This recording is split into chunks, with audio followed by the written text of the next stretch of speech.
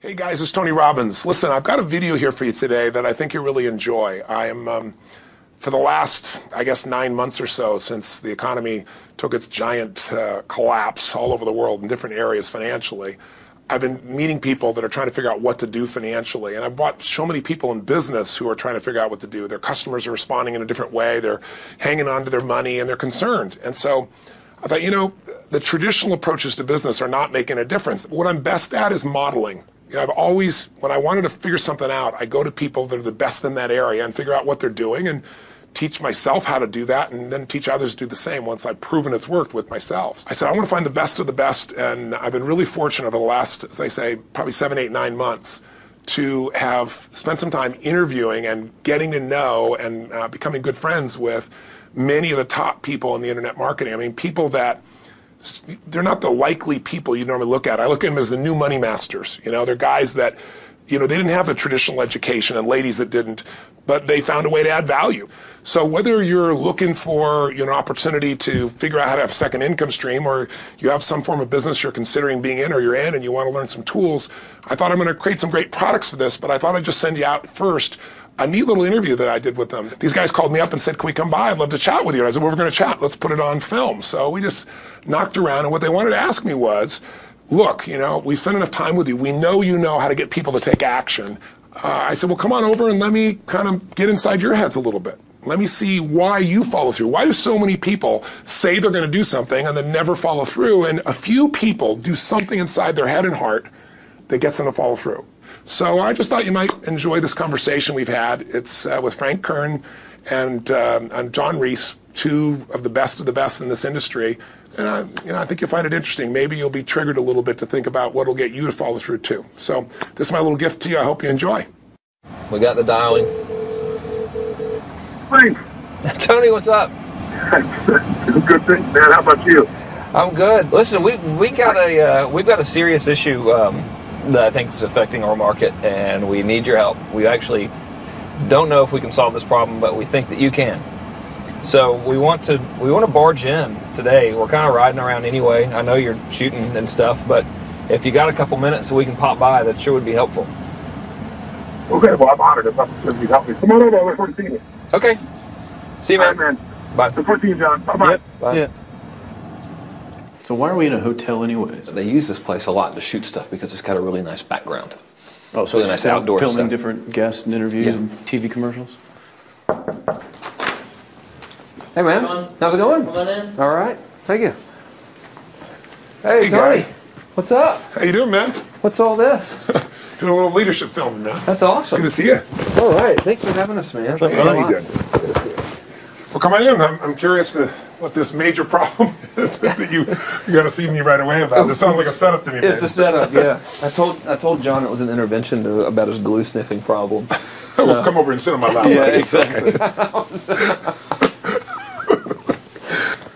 So we were doing some talking, and the big problem in our industry, we think, is a bit of a mystery. No one has the exact answer. We were actually talking about trying to figure it out, that so many people in our market get these courses that him and I both, for our own respective businesses, spend hours and hours of time recording these building these education products, these training products to show people how to grow a business or build a business.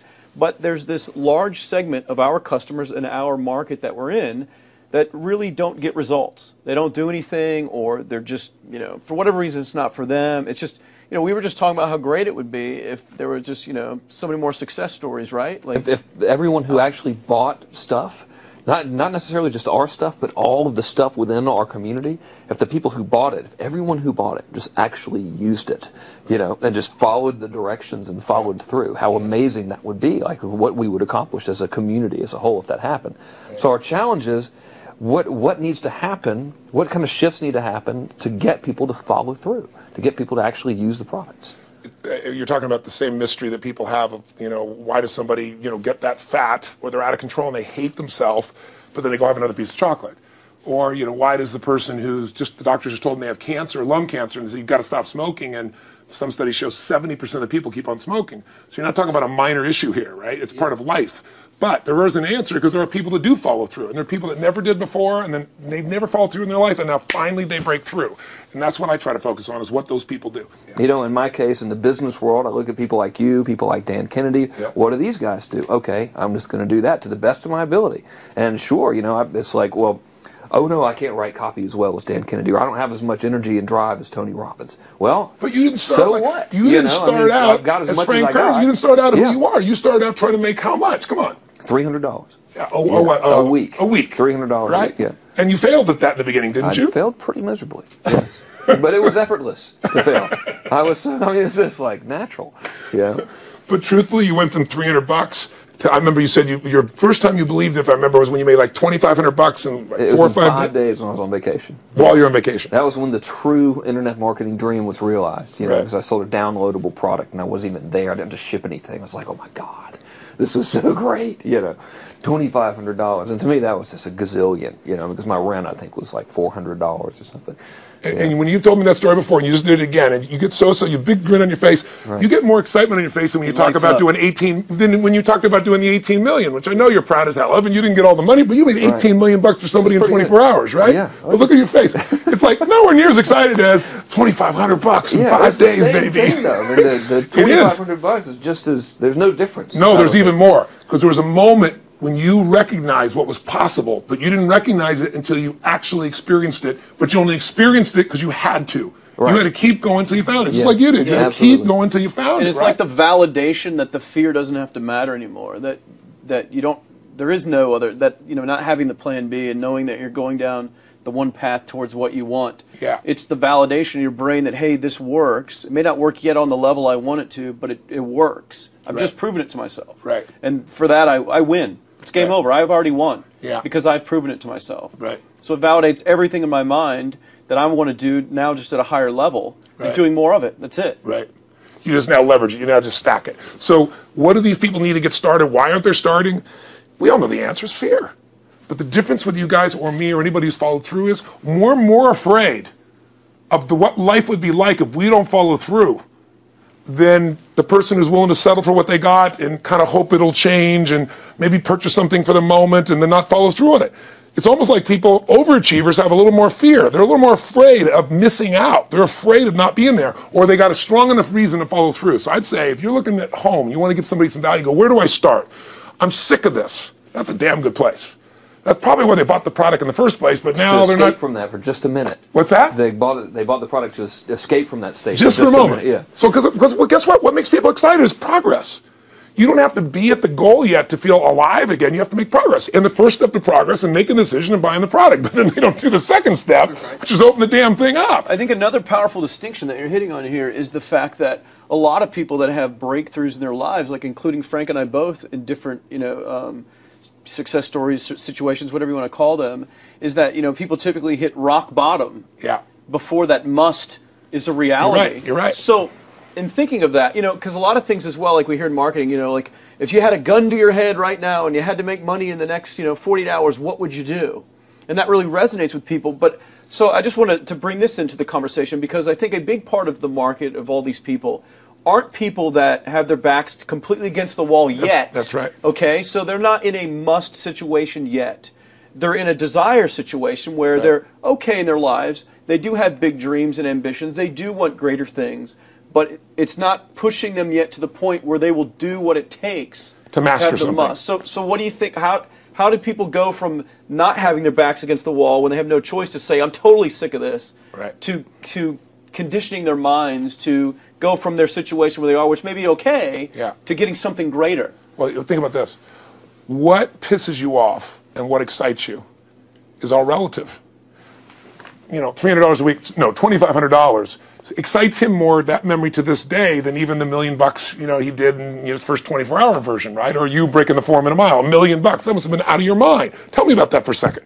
What did that feel like? You make $1 million in 24 hours. Nobody in history of the internet's done it. Euphoria. Yeah. It was unbelievable. What was your? It wasn't even about the money. That's exactly right. That's exactly right. It wasn't really about the money. No, it wasn't. I wasn't thinking like, oh, that's how many cars I can buy. No. It just wasn't. It was just breaking through like another barrier of progress. So at that point, it wasn't about your back to your wall. at that point, what it was really It was about... a further point for my fear, is what it really was. Further point for your fear, and for some people, and I think in some cases, it's also a recognition of who I am and what I'm capable of. So for somebody whose life is already great, this is about, what if I could take on another skill that could create more freedom for my life? And just saying, I'm not having to go out and try and do it all perfectly right now. What I'm going to do for the next 8 weeks, I'm going to create a little ritual. I'm going to do one thing a day to condition my mind, right, so that I get strong, so I follow through. I'm going to read something. I'm going to listen to something. I'm going to immerse myself. I'm going to go for an intense jog, or I'm going to go lift weights, but I'm going to do it consciously to get in a state where I'm going to follow through. That's number one, because people follow through when they're in state. Second, I'm going to get clear about why this is a must for me. It's not because my back's against the wall, but because I want to master an area of life that could create some freedom. I'm not going to master it overnight, but I got the system, I got the plan. I'm going to do one thing a day. I'm going to work on one subject a week. This week's going to be about figuring out what the right product or industry is. Next week's going to be basics of building traffic. And each week I'm going to make a little progress, and I'm going to get to a goal, whatever that is. I'm going to make $1,000, my $300 in a week. I'm going to get to my $2,500. That first $2,500 is the most excited. Unbelievable. The first $300. I remember It's the most life-changing, too. It is the most life-changing. I remember I was supposed to be a truck driver, making $24,000 a year because I'd be making the most anybody in my family had ever made. How'd that work out for you? Yeah, real well. Thank God I'm not driving a truck, right? I think you could pull the truck. I figured out I could pull it with my finger, man. I could do it with my teeth. I could pull it with my teeth, right? 36 grand a year was the goal. If I could make 3 grand in a month. When I did that, was out of my mind. And then it was like, could I make 10 grand a month? Then it was 10 grand in a day, then 100 grand a day. Then could I make $1 million in a day? I had a day where I made $400 million in a day. The stock value of the company I took public, my personal stock. But it was probably after I did it, though, so it doesn't really count. I'm just joking with it. You're right. People don't remember who's first, Tony. 400 million, $1 million. Yeah, who cares? Who cares? No, I'm not saying that's to brag. amazing, though. I'm not saying to brag. Of It's course. because they told me when I was on stage, I had this audience of about 15,000 people at the Continental Center. It was during a stretch break. I was doing what I loved, rocking the house. Everybody's going crazy. And they go, the stock's worth $400 million right now. I was like, wow, that's cool. It's like, okay, that's, I don't want to sound stupid. It's like, what's next? And I went right back to what I loved. Once you break through, then it just becomes a game. The people that are getting your products have not yet broken through in most cases. The breakthrough happens by conditioning your mind every day, by feeding it a role model or story. It's putting yourself in a peak state where you follow through by getting physically strong. It's creating a little ritual of doing a little bit each day, and then you get momentum. But the most important thing of all is what we started out with. Why? Absolutely. Why is it a must for you? It doesn't have to be you're against the wall, but it has to be something you're hungry for, because the only difference in people is hunger. And if you're not hungry, get around people that are hungry and something will hit you. You watch a conversation, you get around people that are doing better, and all of a sudden you start going, my life sucks. I remember I went to a guy in L.A., he's one of the most multi-billionaire guy, I'll never forget. And I lived in the Del Mar Castle, and I was really proud. That was like the symbol of me having taken myself from being poor to providing for my family this great place. It's built from castles in Europe overlooking the ocean, not far from you. And I went to this guy's house. He's a billionaire. He took me down to his wine cellar. I don't even drink wine. Went through this whole thing. At the end of the night, I was depressed. I lived in the Del Mar tenement, as far as I was concerned. I really was. I was like, I live in a crappy place, and all my standards changed. All of a sudden, I wasn't willing to settle for living that. All of a sudden, my back was to the wall in a different way, because as a man, I knew I was capable of more. So people can change their standard by getting around where it's better. People can change their standard by getting associated what's true, like the bills they got to solve, the problems they got to do it. Or they can do it because they're excited, because it's something new they want to take on. Everyone's different, but they got to find the why, and they got to come up with some daily rituals to get them going, and just do a step at a time. That's where you get momentum. Awesome. That is awesome. So, think about what's the holy grail between somebody taking action or not. It's one word: certainty.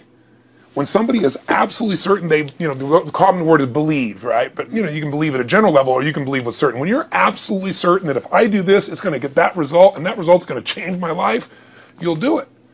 When you think it absolutely is not going to work, you're never going to do it. The middle no man's land of maybe it'll work, maybe it won't, that's the piece that kills people, right? So if it's a must for you, you got to make it work, right? In our case, right? That's an example.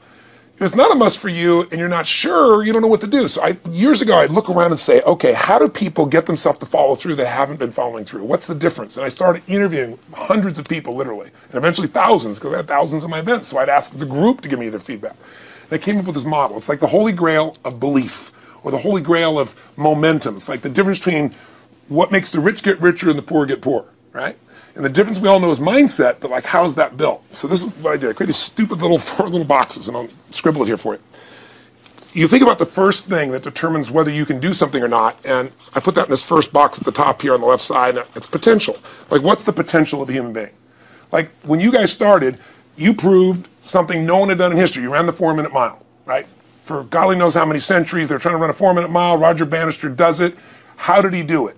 Do you remember? You did it in this industry, right? You made $1 million in a day. No one had ever done that in history, right? After you did it, a bunch of other guys are doing it because it became possible. Roger Bannister didn't just go physically practice. He made a shift in his head. He practiced in his head because he could never achieve it physically, so he had to change in his head first so that the result became certain enough he believed it, and then his body got him through. After Roger Bannister ran that 4-minute mile, within 2 years, 37 people ran a 4-minute mile. Wow. When no one in history had ever done it. Now here's how it works. The potential for anybody getting your product is extraordinary. They could do what you've done as much, more or less. They can do whatever they want to do. The potential's there. The market's proven that. Whether or not they tap into potential has a lot to do with what action they take, which is the question you came to me with, right? Like, you know, God, they all have potential, but they're not taking action. And we all know that the action they take is going to determine the results they get. That's pretty obvious. So most people have a belief about what their real potential is no matter what you tell them. And that affects how much action they take. And of course that affects the result. And then ironically, that result reinforces their belief. And then that belief affects it. So I'll give you an example. Let's say a person has unlimited potential, we all agree. But they take little action, little results. Why? Because they have to start with a problem with their belief. They don't believe it's really going to happen for me. Maybe for Frank Kearns because he's got the cool hair and stuff, or maybe it's for you because you're so driven, but it's not me. Maybe Tony Robbins because he's a freak, got these big teeth. Whatever their thought process is, right? They got this thing, right? But what happens is, if you believe that there's very little potential, how much action are you going to take? Nothing, little. And when you take little potential with a little action, what kind of results do you get? Lousy little results. And when you get little results, what does that do to your belief? You go, see, I told you this was a waste of time, told you this wouldn't work. And then what happens? You tap even less potential. You take even less action. You get even worse results, and your belief gets even weaker. And this sucker feeds on itself until you are in a downward spiral. It's poisonous. It's poisonous and it's self-fulfilling. Now, what if something could happen that could come along and fill you with a sense of absolute certainty? Not like I believe, but I mean where you know. In you guys' case, mine as well, we knew because we had to. Because we burned the boats. There was no other option. We had to find a way. We weren't going to live that way. We all did it in different ways and for different reasons, but in essence, that was it. If you get yourself in a state of certainty that this is going to work, I'm going to find the way, and if this doesn't work, I will make the way, then you tap a lot more potential. And when you're certain in your potential, you take massive action. And when you take massive action, you really believe in something, you get great results. See, I told you I was a stud. I told you this thing would work out. Now you're even stronger. You tap more potential, take greater action, greater results. That's how you went from $300 in a week to $2,500 in 5 days to $100,000 in a month to $1 million in a day. Same thing with you. And we get momentum. That's why the rich get richer and the poor get poorer. Now some people go out and they go, well, I'm going to take a bunch of action. All right, I'm going to open this product. I'm going to try it. And they'll say to you, I even did it. But it's like a salesman who goes and knocks on the door, and he knocks on 100 doors and says, you don't want one of these, do you? yeah, exactly right. Yeah. And even if he doesn't say it verbally, his face says it because he doesn't believe it's going to work. So his voice, his body, the execution is so weak. Maybe if he talks to 100 people, somebody's going to buy out of pity. They don't want his kids to starve, right? But he's not going to get the result. So the core difference in people is how do you produce certainty when the world isn't giving it to you? You go out and you try. In your case, you're 100,000 in debt and nothing's working. How do you keep yourself going? The way you did it, the way I did it, the way you're doing it, we may not have done it consciously, is we didn't change our potential. That was there. And it wasn't even taking more action. Taking more action with a belief it's not going to work, it's not going to change anything. We got results in our head that made us feel certain as if it had already happened. True or false for you? True. Right? So give me an example so people know I'm not just making this crap up. Well, I mean, just like when I had nothing, I already knew I was driving like Ferraris and Porsches and stuff because I always wanted those cars. I already knew I was going to have them. It was inevitable. Right. I inevitably, that was just my inevitable outcome. But how did you do that? Did you have a ritual? Did you think about it regularly? Was it one time you thought about it, or was it something you had an obsession towards? I had an obsession towards it. I mean, I used to work at a video store, which was the last job I ever had in my life. Thank God. And I used to go to work almost every day, and I used to bring 2 magazines with me to read on my breaks. Entrepreneur magazine just to read about business and everything else, to read about what other people are doing, look for role models. And I used to carry an auto trader with me. And I used to look at Porsches that were for sale. Yeah. And people always used to ask me, what are you doing with that Auto Trader magazine? I'm like, well, I'm just picking out the Porsche that I'm going to buy. Right. Which probably got you a lot of crap. I did. People made fun of me. Sure. I actually had a boss at that job tell me, you know, you really shouldn't do that to yourself, John, because it's very, very likely that that is never going to happen. That it's very likely that you're never going to have that car. Yeah. That's the kind of belief he was trying to put in my head. And I was like, no, you don't realize that it's inevitable that I will drive here sometime in the near future with that car when I'm not working for you and drop movies off for you to put back on the shelf. And that actually happened. And it was one of the most fulfilling days of my entire life. And the great thing was when I pulled up in this car, I was in my mid-20s. Yeah. A car that most mid-20s. What kind of car was it? It was a Porsche 911 Turbo. It was a convertible and everything. It was a beautiful car. It was one I always dreamed of having. But, you know, for a few years I always circled the ads of which ones I was going to buy. Well, when I finally got it and I pulled up at the store, you know, I had all these people, some people that were still working at this $7 an hour job were there years after I left. And I'll never forget this, even the boss and stuff, and the reaction of the people was like, wow, that is awesome. Yeah. Is that your dad's car? And all I said to them was, not exactly. Good for you. And I just smiled and just left. But it was, you know, it's the weirdest thing, but I just knew it was going to happen. But you knew it because I conditioned myself to you did it to over and over it was, again. yeah. When I was in high school, I was not a popular kid, but I was passionate and intense, and I'll never forget. Some people, some particular girls gave me some crap, and a guy too. And I wrote in their journals or their annual yearbook at the end, I wrote, someday, I said, you treated me like hell. Someday I'll be rich and famous, and you'll be an effing truck driver. And you'll be sitting there, I'll be with with this beautiful woman of my life, rich, and you'll be watching me on television thinking, you wish you would have treated me better. I actually wrote this shit in people's annuals because I went to a 10-year high school reunion when people showed me this stuff, great. Right? But it's like, I burned the bridges, baby. I was like, this is how it's going to be. So I'll give you a perfect example of this. You know, they did studies, many have been done at this element, where they want to say, how much does the mind affect performance? So take basketball. And I've worked with a lot of NBA players and turned them around, and one of the problems many of them have is they'll choke on the free throw line. Well, everybody knows in that case, if you normally shoot really well and now you're not, something's interfering. Something's getting in front of your state, some uncertainty, right? Obviously. So they take a group and say, we're going to make them better. How do you make somebody better who has got this mental block? So they take a group of guys and they're going to do free throws, and they do one group where they just practice for 6 weeks. Totally intense practice, and I forget the number of free throws, but they got to do this many free throws every day. Take a second group, and they have them not practice at all. Obvious. And they take a third group and they don't let them touch a basketball. All they do is have them practice in their mind, but the key is it's not practice makes perfect, it's perfect practice makes perfect, as corny as that sounds. So these guys see themselves making the shot every single time, conditioning their mind and body that it's perfect every time. They're not interrupted by a reality that would screw with them. So at the end of 6 weeks, they tally it up, and now they give them a test to see who has the highest free throw percentage, success. What do you guess it's going to be? Well, the obvious person says, obviously, it's not the guys that didn't practice, but which one is it, the mind, or is it the ones that actually practice?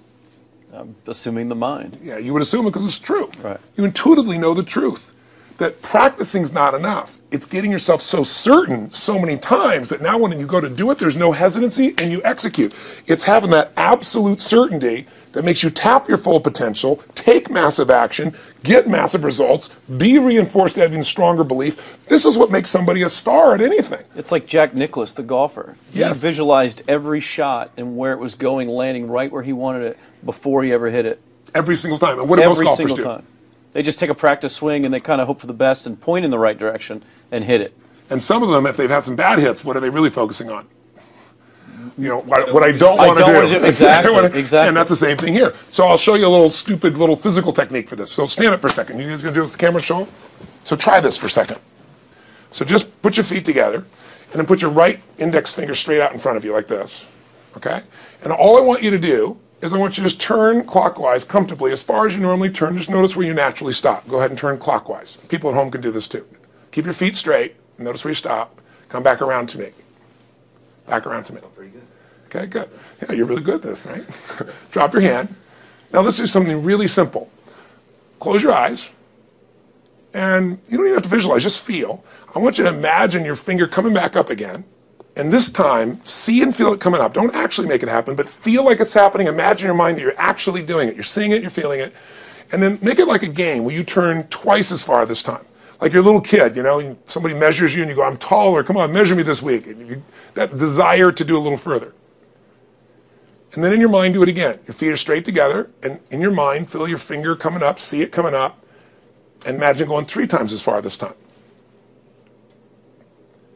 And then one more time, bring your finger up, and you're like an owl. Your feet are straight, and you turn all the way around, and it comes all the way around to the front.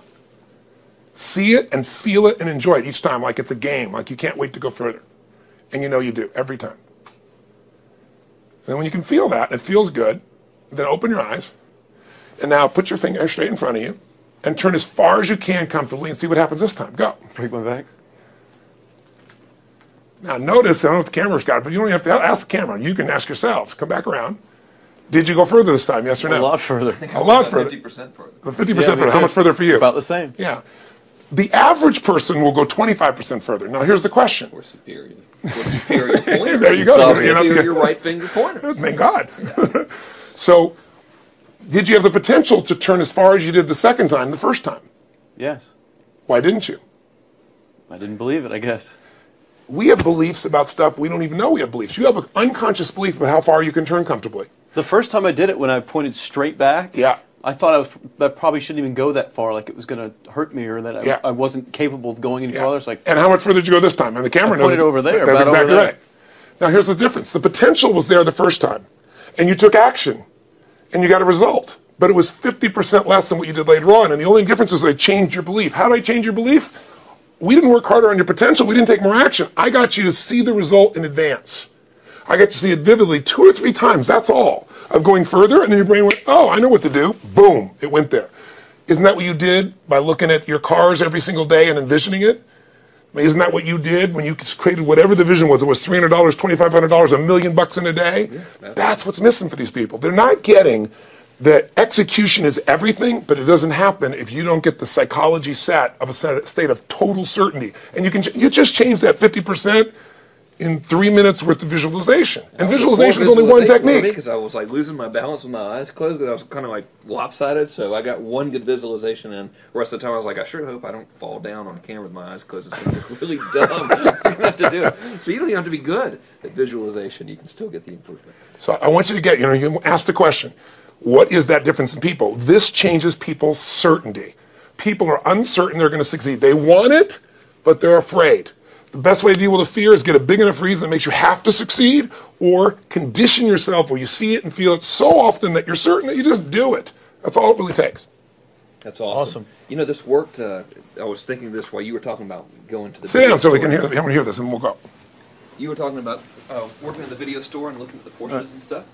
I used to drive around in my car, doing the cold calling with the credit card machines. And one way that I would avoid cold calling, the pain of like cold calling and knocking on doors and everything, would be to listen to your stuff and listen to Jim Rohn's stuff. And wow. Just drive around, no particular destination, just to listen to it. And strangely, I still like to drive around. I prefer to listen to that stuff in the car for some reason. It's because it's where you got imprinted. I guess. I mean, it's like, well, I'll just drive up and down the coast and check out the ocean. Yeah. So I would drive around, and I would envision myself holding those types of seminars and teaching people that kind of stuff. And 3 weeks ago, I was teaching a seminar in San Diego, and I was talking about beliefs and envisioning things, and I had to stop.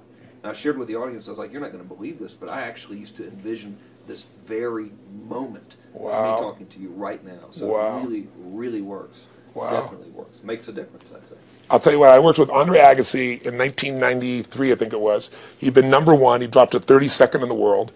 And he was literally ready to quit with no exaggeration. His father was managing him, and he was so angry with his life. And he went through some, I think, wrist surgery at the time, and he's working on his swing. And he was dating Brooke Shields at that point. They weren't married, not his current marriage, obviously. And so she said, you got to come see Tony. Because I don't need motivation. Because he's not motivation, man. He's strategy. He'll show you how to make that shift in your head. So he comes. I work with a guy. In the beginning, he's saying, do your magic stuff. Like, oh, yeah, great, thank you. And I said, tell me, if you ever hit a tennis ball perfectly, and I'm trying to get him in the zone to remember that time, like you visioned, where he was perfect at it. He goes, of course I have. And I get him vision over and over again. And finally, he's in the zone. He's feeling that again, right? He's seeing it, and he's feeling certain, and the swing is going perfect. And I said, how's that feel? He goes, it feels perfect. I said, but are you thinking about the swing? You're not thinking about the swing. You're not thinking about how to do it. You're just seeing the result you want so vividly that it's there. So all I did was train him how to go in that state over and over again. He won the next weekend. The second weekend he came in second. Within 6 months, he was #1 in the world again. And he gave me unbelievable credit. But all it was conditioning the mind. You did it with tape, so did I. We were just talking about this earlier, Pam and I used to go when I was 17 years old down in downtown Los Angeles, this place called Night Education, K-N-I-G-H-T, like at the night. And I'd save up all my money, work as a janitor, and I would get these tapes and listen to these things over and over and over again. I went there for years, and I didn't have enough money, and I leveraged everything I had, but I knew how to train my mind. It's the one thing I knew how to do. This man's name is Mario. I saw him in his 80s.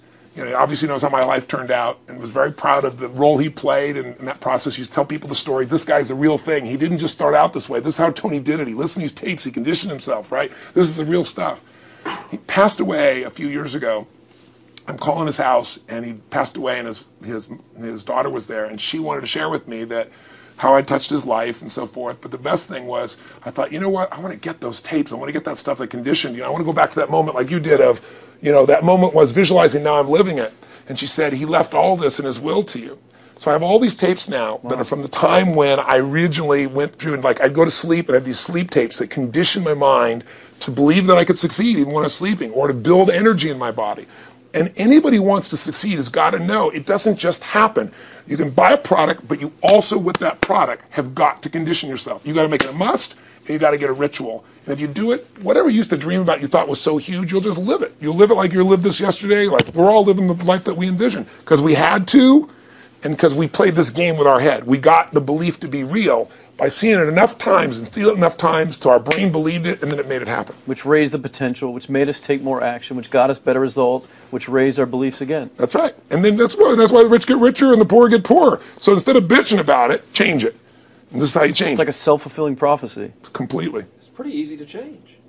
Just that one simple exercise was amazing. I'm still like, holy crap, you know, I wonder what else I can do now. But look what most people do. Most people do the opposite of that, right? They get the product, or they think about doing it, and what do they envision? It not working. That's right. The excuses. So they envision it not working. As soon as they envision it not working, they feel uncertain. As soon as they feel uncertain, how much potential they tap? Little, if anything. And so they send back your product, and they listen to the damn thing. You know? And guess what? What does that do, by the way? They make that as another lousy result in their life. I didn't even follow through on that, and they believe even less. This process is the holy grail. It's where the whole game changes, and anybody can do it, and they can do it in a few minutes. And if they do it a few minutes each day, then they get a different life. They do it a few minutes one time, their life changes for the day. We're defined by our rituals. Everybody's got rituals, certain things they do every day. And what we three have in common, and anybody that I know of who has a life that they're living that was once a vision, is we saw it again and again and again, even when it didn't work, even when you lost 100 grand, even when I'm working as a janitor. There's something we would not give up on. And if somebody watching wants to change their life, they got to decide what they won't give up on, and then put themselves in the state of momentum by a couple little rituals. That's all it takes. And I think especially when it comes to anything related to making money, like making money products or promises or courses, people are so inundated with scams and all this garbage, true garbage, that, you know, their natural thinking is that they're so skeptical. It's like they fall into the conditioning of, well, if anything's ever going to work, that thing has to prove it to me before I believe anything. So when they go to approach the thing to make more money with, they're like, well, I'm starting at zero, and this thing has to prove to me that it has any potential at all before I believe that it will. Don't you agree with that's the case? Unfortunately, I agree it's the case, but here's the truth. When somebody says to me, in my business, even more, because a lot of people think I'm a motivator. I hate that term. That's never been what I've done. I do believe in energy, and I'm passionate. You know, they see 10,000 people in a room rocking, they go, oh, he's motivating them. I believe in peak state. You get a top athlete, you get in a concert, and you get in state, right? The problem is, to defend themselves so they won't be disappointed again, they lower their expectations. So someone will say to me, well, I'm skeptical or I'm pessimistic. And my response to them is, no, man, you're gutless. It takes no guts to be skeptical. You don't have to have any capacity to be a critic. And now with the web, you don't even have to own that you're the one being the critic. You can burn somebody and, you know, anonymously, right? I said, you know what? It takes guts to believe. And if you think something's going to do it for you without you putting your guts on the line, you might as well forget it right now. So this idea that I'm skeptical or they got to prove it to me, it's the biggest lie. What that really is your fear talking. You're so scared of failing, you don't even want to get your hopes up. And if you don't get your hopes up, you might say, well, what if they get their hopes up and somebody gets disappointed? How many disappointments have we experienced in our business careers and in our lives? The difference is some people take disappointment and let it destroy them. Other people take disappointment and let it drive them. And you get to choose. Are you going to turn this thing into why it didn't work and a bunch of stories and excuses, or are you going to take this thing that didn't work and figure out what are you going to do to make it work? And it may not happen the first time, the second time, the third time, but the people that are relentless find the way. And it's the common denominator in all these guys that are kind of our friends or family, money masters, the new money masters is they all did it with will. Nobody here inherited this stuff. Everybody figured it out. And keep figuring it out. And it's going to keep changing. And you say, you know what, 1% of 99% of the money being made is being made by 1% of the people, because only 1% of the people will condition their mind and condition their body and follow through some daily rituals. The rest will tell a story about why it didn't work, how it wasn't their fault. And you got two things in life. You got results or you got a story, And too many people think that 1% is somehow entitled to it, and they're not. Which is, it's just all in the head. It's all in the head. Belief. It's all in the head. Which can be changed with some conditioning. Basic conditioning. You just proved it. To us. That's fun. That's why I made Get the Edge and Personal Power, because I understood that from the very beginning. Originally it was 30 days, and years later people would say, I've heard all the great results and everything else, man, but I don't have 30 days, and I'd be behind the glass, focus group, watching these people and want to shake them, like, you don't have 30 days to change your life, I thought, okay, I'll make it 7 days, just one, because after 7 days you get momentum. I mean, think about it. When do people's lives change? In a moment. It doesn't change in 10 years. Your life may suck for 10 years, but there's one moment when your whole life changes, the moment you decided. When you said, no more, and I'm doing it, and you kicked yourself in the ass, and you made yourself go do something, right? When you finally said, enough, no more, I quit, or let's begin, or I love you, there's a moment when somebody's life changes. And that can be gotten in a couple of days. So people watching don't have to wait until they've mastered everything. They got to get started and do what's next, and just put themselves in a state where they start making some progress. Well, there it is. I think that's the answer that can help solve that problem with a lot of people. They'll just pay attention to it and do it. The bottom line is, all three of us and some of the people that we consider as family that are part of this process, we've all done well, and we don't need to do this stuff. We're able to do the stuff because underneath it all, people can see in your eyes, Frank, when you talk about $2,500 you made that day and the joy, right? Or you talking about not willing to settle, and just, I don't care what they say. They tell me I'm going to sit here and I should lower my expectations. I'm going to be driving my car in here and they're going to be delivering a video to me. There's something inside of every human being that will make it click, that'll make it so that today is not like yesterday and tomorrow will be different forever. And that process is an emotional hook. And what I hope is people watching this stuff, maybe something in here will piss them off enough or remind them of something or say there is a plan and it isn't just luck. And if I just get my big enough why and I get a little system for conditioning myself, and if I start to feel overwhelmed, I just do one next step. And I keep learning and keep moving forward, I will get there. And if we accomplish that out of this conversation, then this conversation was kick-ass and fun, not just for us, but it'll be something that we'll be really proud of a long time. Whether that happens or not really has nothing to do with us, but whether or not people take it in as real and do something with it. I hope they will. I think a lot of people will. I think they will. Thanks a lot. I think it was awesome. Thank you. That's been a blast. Appreciate it. Your shoot here. Yeah, go back to the next one. Yeah. Thanks, guys. Thanks. Yeah. Appreciate it. Really appreciate it.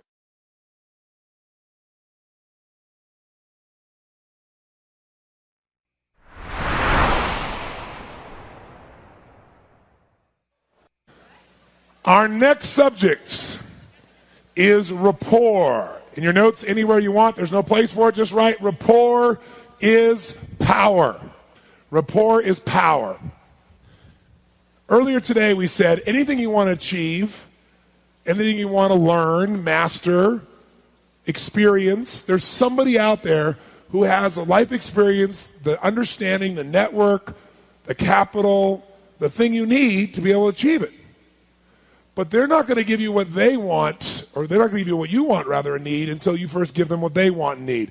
And you're not even going to find out what they want and need until you first get in a relationship of rapport. If you don't do that, you're never going to learn anything. Rapport is power. What is a relationship of rapport? Rapport means total responsiveness between people. When someone is totally responding to you, and you're totally responding to them, you're in rapport. There's that connection. It's that spark that happens in certain communications or relationships. Now, everybody wants to create rapport, have it, But most people only get rapport with people who are like whom? Themselves, and they lose with everybody else, which means you got a very limited world. So we want to take it to a different level. So let's say, for example, if I said to you right now, guys, I want you to go out to a local restaurant or bar, and I want you to meet somebody, and I want you to develop rapport with them, a connection with them. How many feel like you could do that? No problem. Say aye. And if you're not raising your hand, you're probably selling yourself short. Of course you could. How would you do it, though? You'd walk in this restaurant or bar, you meet somebody, and you'd engage them in conversation by asking a few what? Questions. Now, is it possible to ask a few questions and have a conversation and go poof, and just die? Is that possible? Yes or no? So questions don't create rapport. Questions are a tool we use to dig for something. What are you digging for when you're asking these questions? You're trying to find something in what? That's right. So write in your notes, rapport is created by a feeling of commonality. Rapport is created by a feeling of commonality. Rapport is created by a feeling of commonality. When we feel like we have something in common with someone, there's a spark. Now, here's the problem. If rapport is created by a feeling of commonality, most people try to get rapport by using words. But you've already learned something. What percentage of our communication skills are words? What percentage? 7%, which means you're leaving out 93% of your skills, which is why most people don't get rapport with a large number of people. You know, what do? You walk in a restaurant or a bar and go, hi, what's your name? Where are you from? Why are you here? And the person says, my name's Habib. I'm from Iraq. I'm a terrorist. I'm here to kill people. And you go, amazing. Me too. No. See, words don't always work, do they? But there is something that always works to get rapport, and it's something called matching and mirroring. Matching and mirroring. Now, matching and mirroring came about 35 years ago when we've all done matching and mirroring our whole lives. But the person who pointed out was Milton Erickson. Dr. Erickson was a genius. What he did was he was a medical doctor, but he also was a psychologist and a hypnotherapist, probably the best that ever lived. And people would come to see him who try to change everything anywhere else in their life, nothing would work. They see him for one session, he'd handle it. And the reason is because he understood something. He understood that you have both a conscious mind and a subconscious mind. And he knew the subconscious is more powerful. It's the part that makes your heart beat 100,000 times a day without having to think about it. So he knew if he could influence your subconscious mind, he could change anything, and that's what he did. But here's how he did it. He had polio, so he was in a wheelchair. So he spent an enormous amount of time studying people.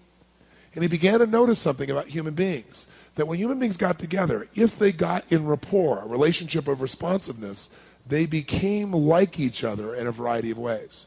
What he called, they mirrored each other. Now, I've taught this for 25 years, so I'm sure you've heard of it, and I've written it in my books, and it's been taught in a variety of other areas now.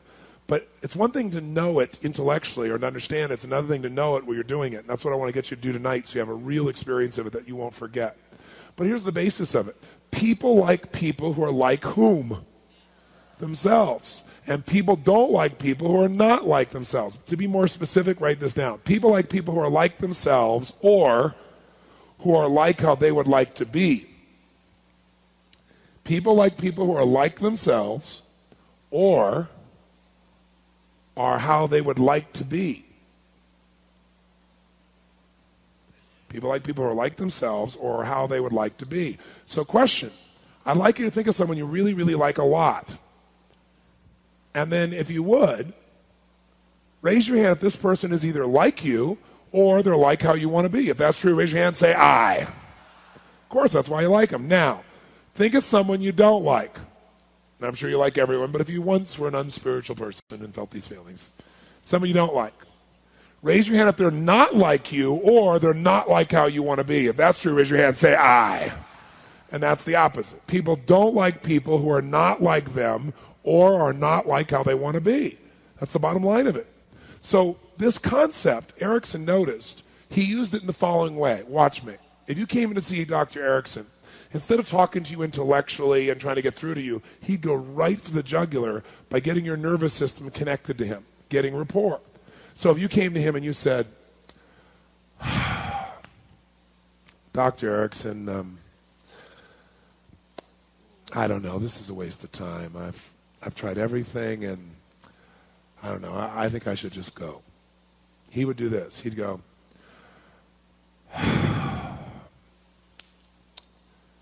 I'm sure it looks that way on the surface, but you haven't tried this, so you haven't tried everything, and I think you should stay. And the person would go, something about this guy I like.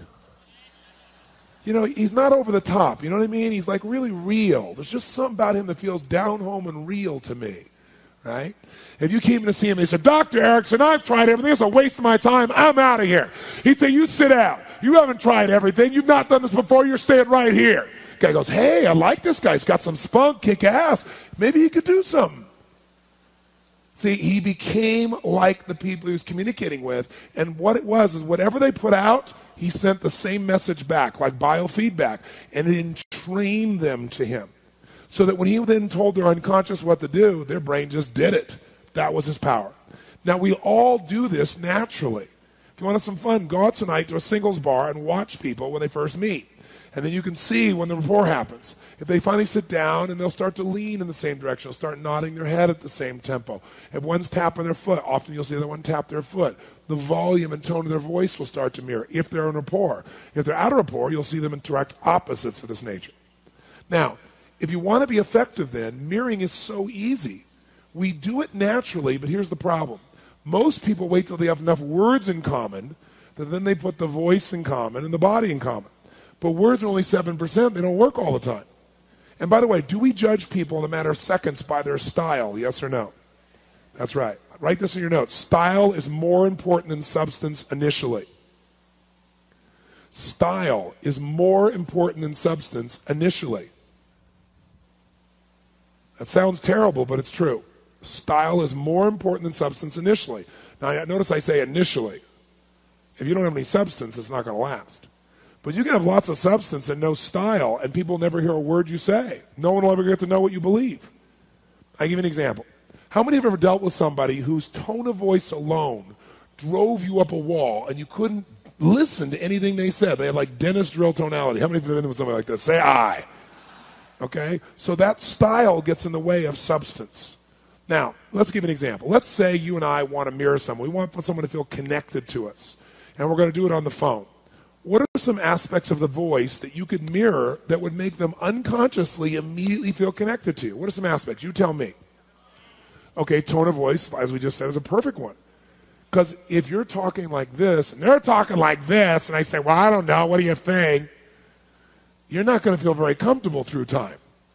Tone of voice is huge. If you mirror someone's tone of voice, they will feel connected to you and not even know why. What else besides tone of voice could you mirror on the phone? Okay, tempo. What kind of person talks at this particular pace like I'm talking right now? What kind of people talk at this particular pace? What part of the country tends to talk at this pace? Come on, where? Where? What part of the country? Where? And New York would be good. One New York would be a good example. How do people talk more like this? Feel about those fast-talking city slickers. Do they trust them? No. They don't even know how to say the word dog. How does a fast-talking person feel about a slow-talking person? What do you think, Mary? Mary, what do you think, Mary? What do you think, Mary? What do you think? Mary goes, well, what? How many have ever seen this mismatch between two people? Right? What else besides speed? Volume.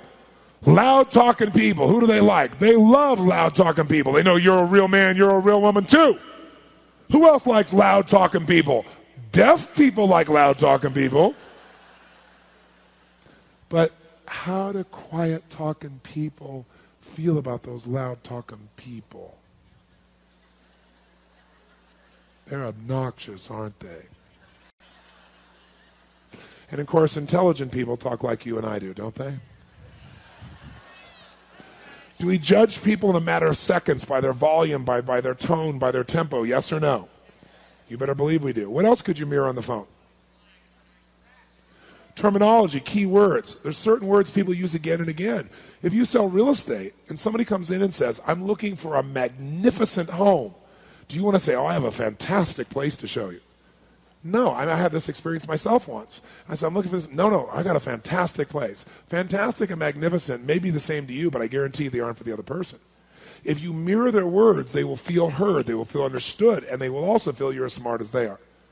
What else besides words? Tone, tempo, volume. Accent? Well, only if you really have that accent. Because if you try to duplicate it and it's not really your accent, you're going to break rapport, right? What about the body? What could you mirror in the body if you were there in person? What could you mirror? Posture is very powerful. They're really upright, you're upright. They're more relaxed, you're more relaxed. What else? Gestures. Watch this. If somebody's talking, and people are funny, when they're making important points, people have idiosyncratic gestures. Idiosyncratic mean gestures that are all their own. So if you're talking to this guy and he says, I don't think so, I think we ought to do this, and he makes this funny little gesture when he's talking about what he really wants to do. If you turn back to him and say, that's a great idea. Can I ask you a question, though? What if we did this instead? You make that same little motion with your hand and look at him and be like, a friend. You think I'm kidding. You go out tonight at dinner and you find somebody who's on an angle to you or in front of you. Don't even look at them. Just mirror them for 5 to 10 minutes. They reach for the glass, reach for the glass. The glass is empty, no one's going to notice. Just reach for the glass. They bring it up, they bring it down, bring it down. They reach for the fork, reach for the fork. 5 to 10 minutes. 5 minutes usually, 10 minutes max. After you've done this for 5 to 10 minutes, you want to have some fun? Reach for your glass and watch what they do. They'll reach for it like that. It's called pacing and leading. It's also known as if you go to an old clock shop where they have those old grandfather clocks where they have the little pendulum, that once they wind them, those pendulums start out different and they all end up in sync, called entrainment. Women know this, but most men don't, so I'll just share this with you. Women have the ability to be like clocks with other women. When women hang out together, men, they literally end up having their periods at the same time, so that all the men are crazy during that time. Is it true, ladies? Yes or no? If they're in rapport, their periods become in sync. So if women's periods can come in sync, you could get rapport with a stranger across the room. And all you got to do is mirror them for 5 or 10 minutes and make a change, right? And it'll make it happen, all right? How many follow? So what else besides posture could you mirror in the body? What else? Gestures, we already said. What else? Facial expression. Most of us, if someone's telling you a story and they're like really into their story, and they're making these faces, do you sit and look at them like this? No, you look back and make the same stupid look back.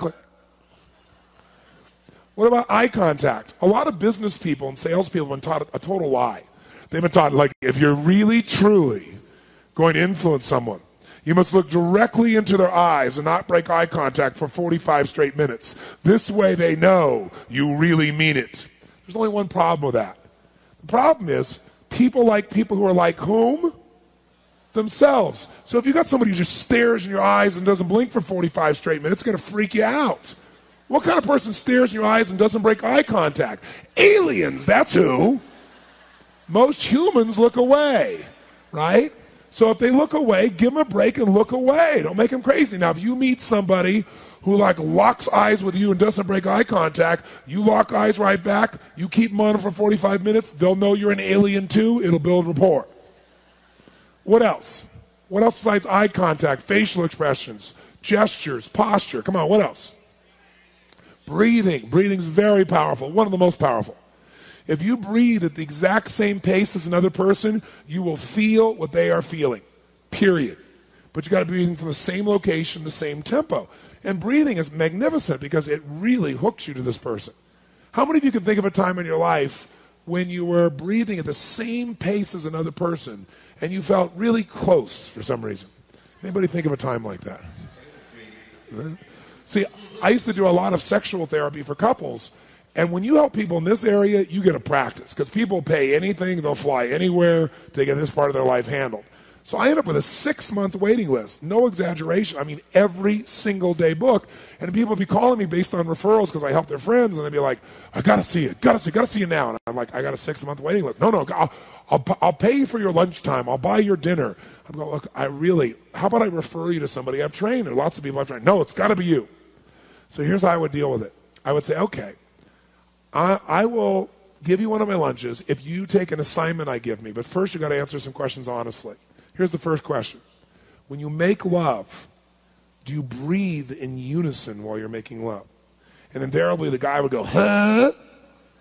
And I'd say, let me explain. You're here telling me about all these things you're upset with each other about. And you can talk about these things till you're blue in the face, but the real problem is you don't feel connected. You don't feel love. And I said, you don't have that feeling of total oneness with each other. And talking more about this is not going to change it. So if you really want to change this, I suggest you do this. And if you do what I'm telling you, still need me, I'll give you one of my lunches. So here's what I want you to do. I want you to go home and I want you to make love for an hour and a half minimum. And while you're doing it, I want you to breathe in unison the entire time with each other. Because what happens is you feel totally connected as one. Out of, who knows, 3 to 4 dozen people I asked to do that, only one person ever called us back and wanted to be able to do a session. Because the bond is there. So try it. Not now, later this evening.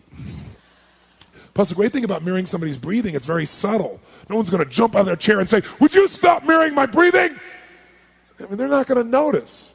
So you got breathing, you got posture, you got gestures, you got facial expressions, you got eye contact.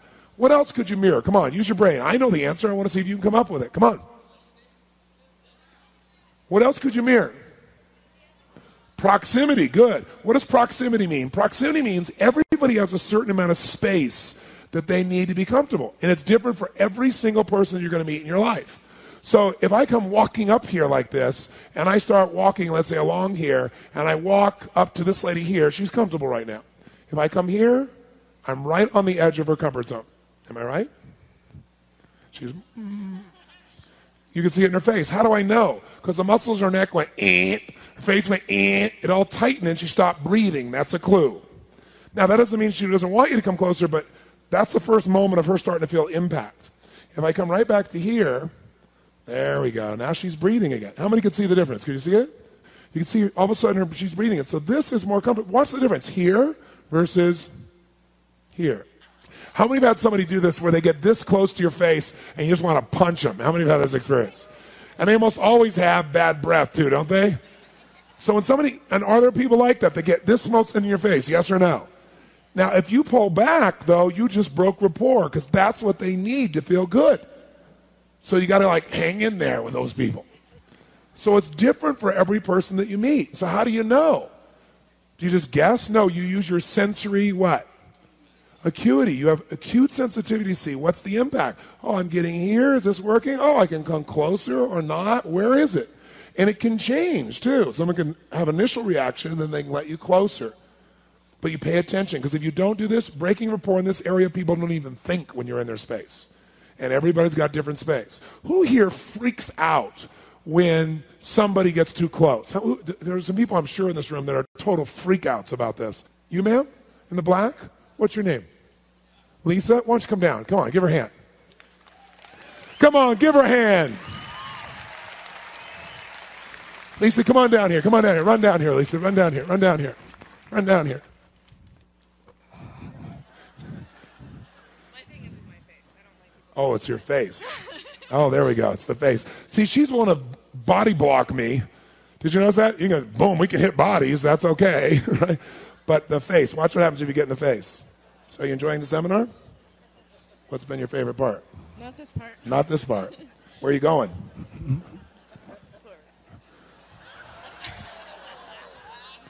Now, notice when you get too close to her face, did you see that? How many saw that instant reaction? Okay? She not only pulls back, she snaps to the side. Because most people have like a force field who have this experience. Hers is more just the face. And if you got closer to her chest or something like that, they'll do one of things. This kind of person backs off. But most people are more subtle. If you get too close, here's what they do.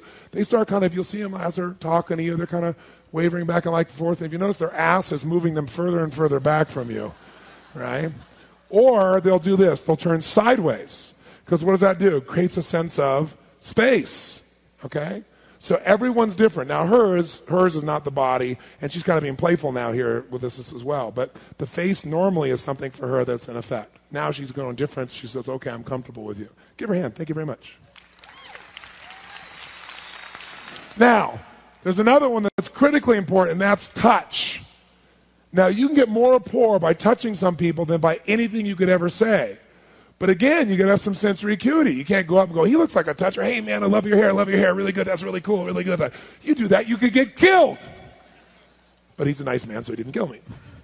So what we got to notice how the man shakes hands. So like, he shakes hands, he puts one hand on top of the other. Do you notice this? He reached over, I shook his hand, and immediately he brings the other hand on top like this. And when he does it, some people, when they shake your hand, they like squeeze it, see if they can break a few of your blood vessels, you know, just to show they're a real man. Other people, they got that fish handshake. But if they fish you, you got to fish them back. Yeah, here we go, fish, right? Because that builds rapport. But in his case, it's like boom, boom, right? And you get more connection and rapport with him with that touch than anything you could ever say. Thank you. So notice, how does a person touch somebody? Like even it's in business. Notice how the businesswoman or man touches their assistant in a non-sexual way. And this, notice, if they come along and he comes by here and he goes, thanks a lot, Tony, and hits me like this, 3 times on the shoulder. And I come back and I say, thank you, John. I'll get more rapport by that touch than by anything that I could say to him. So touch and proximity are huge, huge. Now you might say, well, this is interesting, Tony, but what are you suggesting? Are you saying something like, okay, they sit down, I sit down. You don't have to mirror everything someone does to have rapport.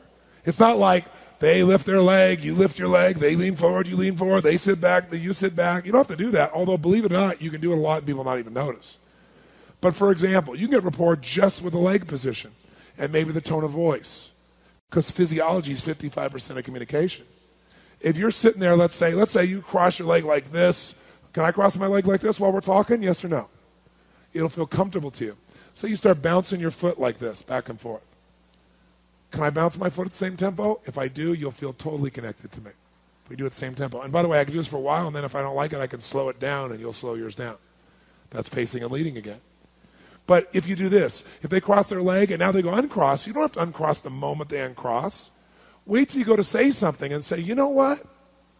Because when you go to speak, speaking requires a change of physiology, and no one will ever notice what you're doing. Right? It's very unique. Now, it is true if, they lean forward. You're saying, well, right, they lean forward, I lean forward. They lean back, I lean back. They cross their leg, I cross my leg. They pick their nose, I pick my nose. Exactly. No, you don't have to do everything. And if you start going like this, when they're mirroring, you start going, after about 20 minutes, they're going, what's wrong with you? But you'd be surprised. You can mirror people and be mirroring almost everything they're doing, and they rarely, if ever, notice it, right?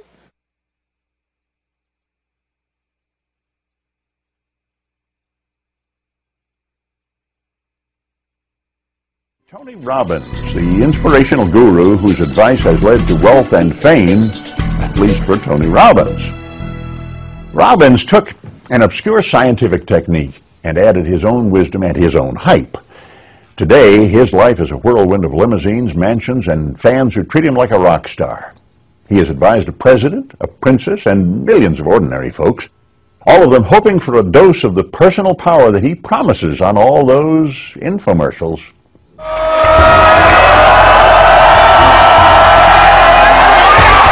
Wake your body up again, wake it up, here we go, wake it up, come on! Tony Robbins is a salesman of hope and enthusiasm. It is available right now. I mean, everywhere you turn, you can't turn off Tony Robbins. You flick it, you got Tony. You flick it, you got Tony. It's like, okay. And make a decision now that'll improve virtually every aspect of your life. Overnight, so many people knew him. More people were buying books, more people were going to seminars. I walked in on the seminar late, and it was terrifying. I thought I'd walked into a rally of the Third Reich.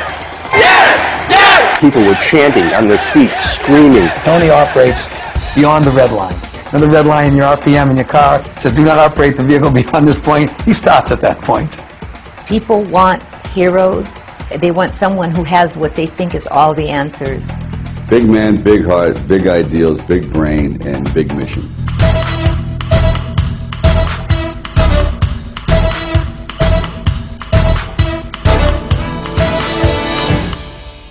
Get even stronger.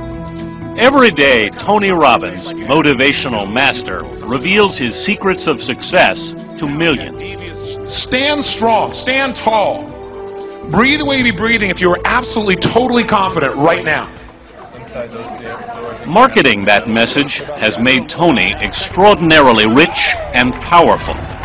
But his rise to the top began in a place where many people struggle to pursue their dreams.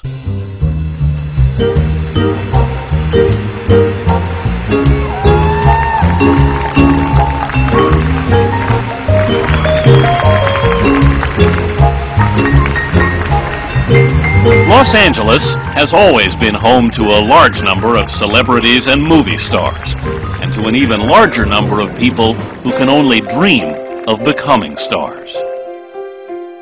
John Maharovic lived in a duplex apartment in North Hollywood with his attractive wife Nikki, the daughter of a Walt Disney animator. John, a would-be actor who had small parts in B-movies, supported himself managing parking lots. It was a good enough living to start a family. On February 29, 1960, a leap year, Anthony John Maharovic made his debut. Tony, as he was called, immediately took the leading role in his mother's life.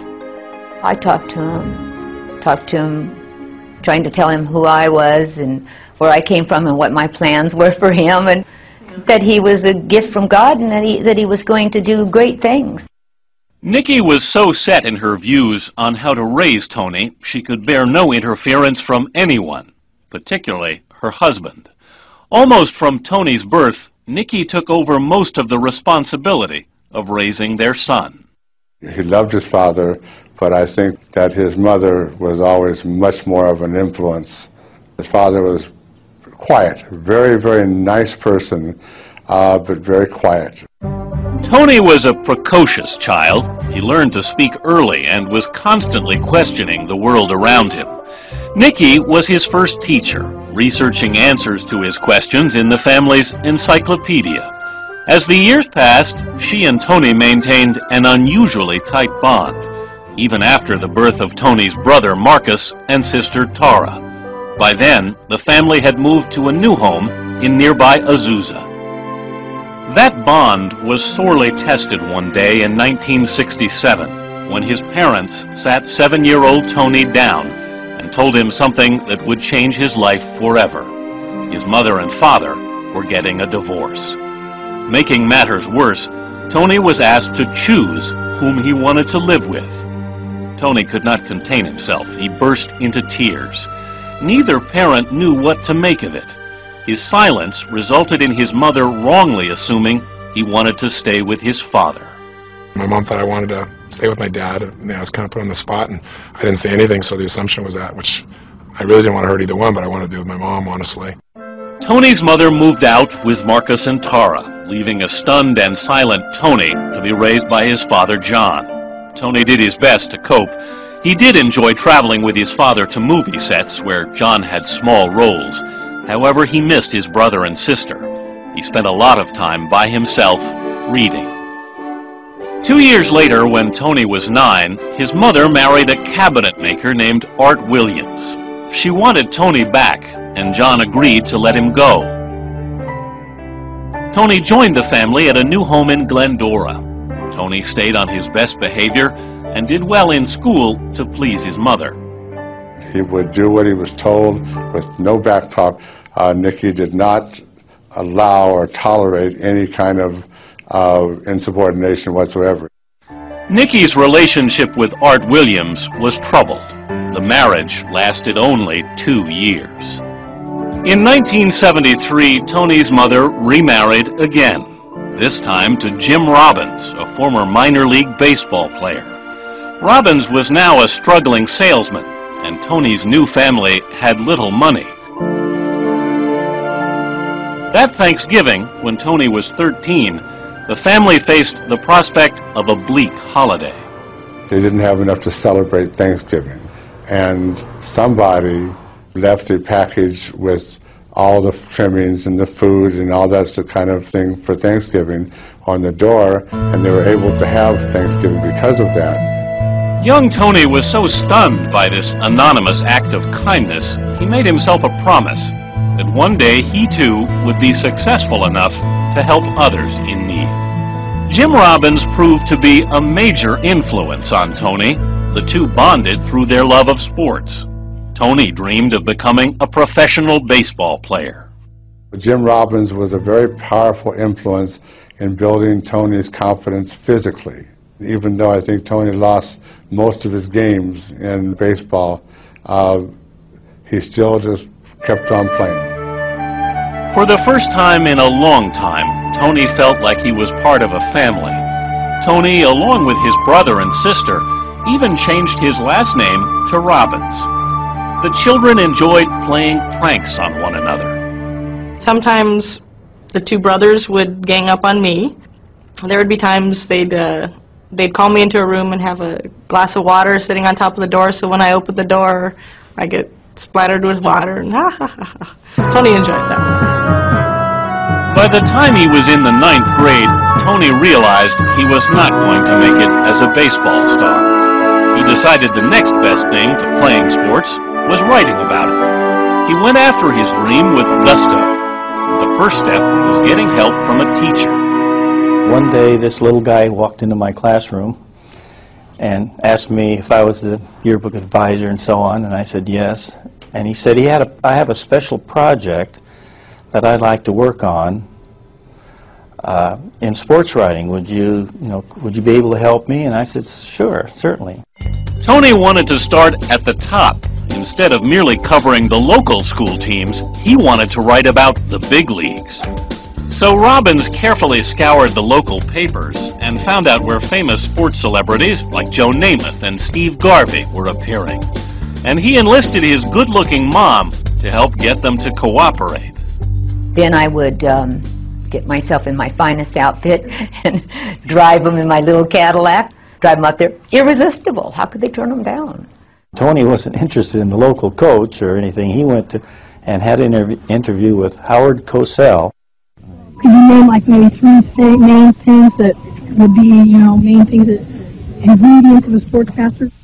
You have to learn to understand the art of communication. Develop it in such a way that it will most capture the attention of the greatest number of people. Tony recorded his interview with the flamboyant Cosell in December 1974. When it was mentioned in the Los Angeles Times, Tony was thrilled. It was a major coup for the budding sports writer. The local Glendora Press learned about Tony and offered him a job writing for their sports page. And a few months later, a television station offered Tony a reporting job. He was euphoric. He had reached his dream. But Tony's success came as a shock to his mother. She thought that all the attention was too much for her 15-year-old son. Nikki did not want to lose her control over him. I got so excited that I got a little too big for my britches, I guess, and my mom took me out of everything, took me out of every aspect of what I was doing. Stopped writing for the daily newspaper, everything. Tony was devastated. His mother explained that she needed him at home. Giving up his dreams, Tony was forced to be the man of the house. His mother depended on Tony for nearly everything, cooking meals, repairing broken appliances, even shopping for groceries. All this responsibility was difficult for Tony and left little time for him to lead a normal teenage life. Tony did his best to adapt. He would do anything to please his mother. Nikki was a stern taskmaster. If Tony didn't follow the rules, the punishment was severe. She even went so far as to keep him out of school. Every opportunity for schooling he loved. And then I made it would be a punishment if anything went wrong, that he would miss school, you see. Still, Tony behaved well enough to attend regularly. When Tony was 16, something happened that dramatically changed his life. He grew 10 inches in 1 year, reaching 6'7". He suffered excruciating adolescent growing pains. You wake up in the night with massive spasms in your legs and your arms and so forth. But I liked the result because all of a sudden people looked at me in a different way after that. More had changed, though, than Tony's height. He was being noticed by his classmates, and he used this to his advantage. Tony already had the gift of gab, honed from schmoozing local shopkeepers as head of the family. On the encouragement of a teacher, Tony decided to use these talents to run for student body president. Although Robbins was considered the underdog, Tony was known around school as Mr. Solution. The highlight of his campaign was a speech on why he wanted to be president. He spoke from the heart. He told a personal story about himself, about his struggling growing up, and it was very touching. It was very compelling. It was inspirational, and he was elected student body president, I believe, because of that. Tony devoted more time to his newfound responsibilities at school. The student leader sponsored pep rallies and organized school clubs. But once again, his success caused friction at home. It didn't please his mother at all. The more he accomplished away from home, the more Nikki felt like she was losing her son. When I started to now kind of develop my own identity and I was doing my own thing more and I wasn't home every minute and I wasn't taking care of everything, which she knew I was going to do, and I started talking about moving away to go to college, and then she started doing things I felt were really, really unfair. Nikki was not willing to let her Tony go. The conflict between them resulted in loud screaming matches. The tension at the Robbins house affected Tony's brother and sister too. It was a little tough because you saw both sides, and Tony did just need to leave the house. He was, spread your wings. He was ready to go. He was motivated. He got to the point where all of a sudden he would not follow the rules. He was too powerful to be in the same house with his mother. On Christmas Eve in 1977, Tony Robbins decided he'd had enough. In a fit of anger, he stormed out of his mother's house with nothing but the clothes on his back. He was only 17, determined to make it on his own. The question was, how?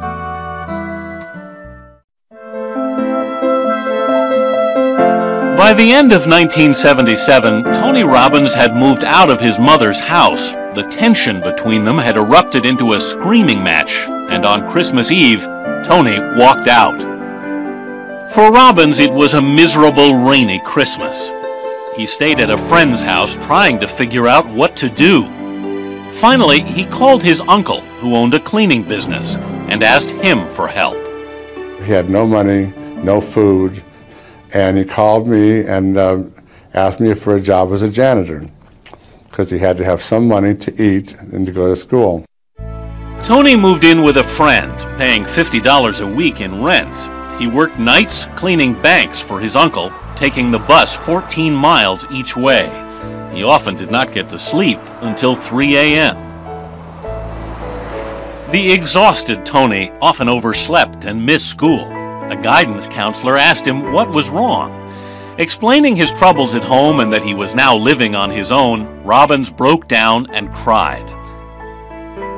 To his astonishment, the teacher suggested that he leave school. And I said, leave school? I mean, it's the last thing I want to do. This is where my only sense of joy is, And she said, no. She said, you got to figure out how to support yourself. And I said, I can't. She said, sure you can. You're an honor student. You got more than enough credits. You can leave. And I said, but I want to graduate with my class. And she said, you can still do that. But it was no consolation for Tony. As before, when his mother made him quit sports writing, Robbins felt he was being forced to give up something he loved. Meanwhile, Tony's mother wanted him to come home. When she found out who was helping him, she decided to put a stop to it. She said, I want you to fire him. I said, why? She said, because if Tony thinks he can make it on his own, let him make it on his own, not using family. Tony agreed and searched for a way to support himself. He saw a newspaper ad for a sales position promising $500 a week, a huge amount of money for a 17-year-old. The ad also contained 3 very enticing words: no experience necessary. The former school president knew he could be persuasive. Robbins landed the position, selling music club subscriptions door to door. He proved to be a natural salesman. Over time, he earned enough money to move into his own apartment. Just a few months after leaving high school, he was supporting himself. Tony's personal life was beginning to improve as well when 22-year-old Liz Acosta came to work at the music company. The two soon began dating. Work, however, remained his focus. Tony's career took on a new perspective one day when he was making a sales pitch to a new customer. The man thought Robbins was a fabulous salesman. His imposing size and enthusiasm made it difficult to say no to him. He said, you have so much talent. He said, if you took this skill and you used it, you could convince anybody anything. You could change people's lives. California in the late 1970s was a mecca for the spiritual enlightenment and self-help movement. Tony's customer told him about a motivational speaker named Jim Rohn, whose personal development seminars were attracting thousands. The man invited Robbins to be his guest at a seminar. Tony, who had heard Rohn speak before, was thrilled. And I sat in the seminar, and I was so into it, so animated, so passionate. That evening, surrounded by people so eager to improve their lives, Tony knew this was the field for him. He approached Rohn and asked him for a job. Rohn didn't know what to make of this determined teenager. Tony was not the ordinary 17-year-old. He was remarkable. He was a very fast learner, quickly mastered the whole program. Tony quit his job with the music company and started working for Rohn, promoting his seminars to businesses all over Los Angeles. He learned from many of those that were in leadership positions, management positions. It didn't take him long to be one of the best, and his income, of course, became remarkable for his age. Robbins was soon earning $3,000 a month. In June 1978, he returned to his high school for graduation. Though proud of what he'd accomplished, he was nervous. His mother was coming, and it was the first time they'd see one another since their fight 6 months earlier. After many tears, Tony and his family were reunited. From that point on, the air was cleared and it was established that he's on his own. There's no threat. Mama's not going to try to haul you back home. Tony threw himself into his new career, learning all he could. He kept a journal and devoured books on psychology and personal development. However, his success came with a price. It left little time for a social life. Tony and Liz's relationship had turned rocky, and the couple broke up. In 1979, Robbins was offered a promotion by Jim Rohn to run his own office. He worked harder than ever, making up to 100 calls a day. At just 19 years old, Tony was now making $10,000 a month. Tony had grown up thinking money would make him happy. He still remembered that Thanksgiving when his family had no money and a stranger had come to their aid. Robbins had sworn that if he ever became successful, he wanted to share his good fortune with others. However, he soon discovered that even good friends were jealous of his success. Suddenly, there was a huge gap between them. It was like, well, now you got money. Well, I'm the same guy, I want to do fun things with you now. Let's do it. And they'd look at me like, yeah, easy for you. And it hurt me. Tony was stunned. His success was now making him lonelier than ever. He didn't know what to believe in. With his dreams shattered, he fell into a depression. I started sabotaging myself, and I started not showing up for meetings with my salespeople. I started eating myself till I was blue in the face, and I gained 38 pounds in about 2.5 months. Not only was he hurting his own business, but he wasn't taking care of himself. He lost his direction. I used to call him a freight train with no tracks. His legs were fat. His stomach was fat. He had a big butt on him. He was not the Tony I knew. Tony's business fell apart. He was forced to move into a small apartment near Venice Beach. The once sociable Robbins became a virtual hermit. He spent his days watching soap operas. Then one morning, Tony forced himself to go out. He ran along the beach, thinking about all that had happened. He'd had such promise. And here he was, fat, broke, and alone. He had hit rock bottom, and he was only 21 years old. Staring out at the waves, then and there, he decided to take control of his life. And once he did, Tony Robbins would package what he learned and sell it to millions. My body will do whatever it takes to protect itself. By 1982, 22-year-old Tony Robbins had gone through a remarkable transformation. After hitting rock bottom a year earlier, he had willed himself back from failure onto the road to success. Robbins attributed his restored self-confidence largely to neuro-linguistic programming, or NLP for short. Believers thought that success came from your state of mind. Now that Tony had turned his own life around, he believed he could package this formula for success and sell it to others. Tony soon discovered the gimmick that distinguished him from other gurus.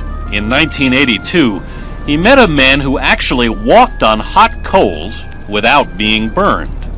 While he was nervous, Tony couldn't wait to try it, and he discovered that by concentrating on his breathing and the way he walked, his feet were not burned. This was a salesman's dream come true. In 1983, a friend of Robbins in Vancouver, Canada, offered his own backyard as a place to conduct his seminars. As always, Tony was a master showman. And I said, look, I got this new seminar. It's called Fear into Power. It was new because I was making it up while I was standing there. And I said, we'll teach all these tools on how to overcome your fear, and then we'll go out and we'll walk on fire together. As I take the first step, my body will do whatever it takes to protect itself. Excellent. He ended the seminar with firewalking. Strong, strong, strong. He convinced people that by using their minds, they too could overcome their fears and do anything, even walk over burning coals. And he'd have you visualize that you were stepping on cool moss as you were walking across the coals.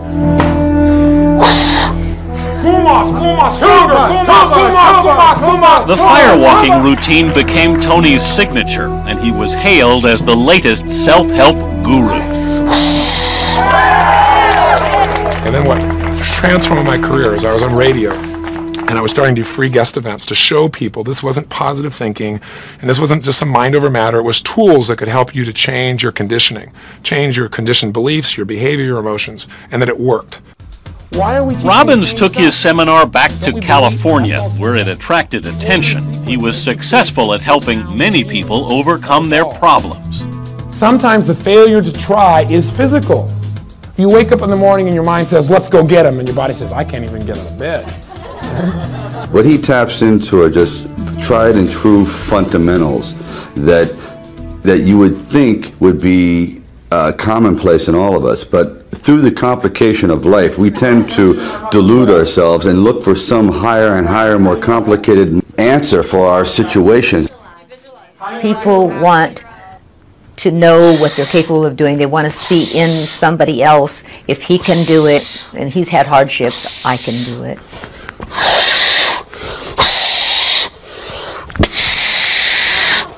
But they also want to say, what is that special something he's got? What is it? Can I acquire it? Can I buy it?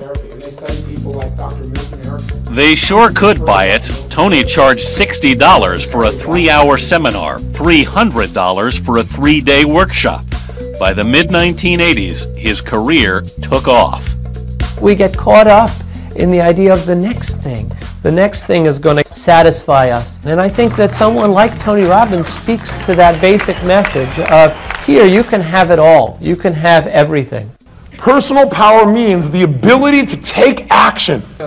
Tony's size and enthusiasm made a tremendous impact, and his seminars filled up.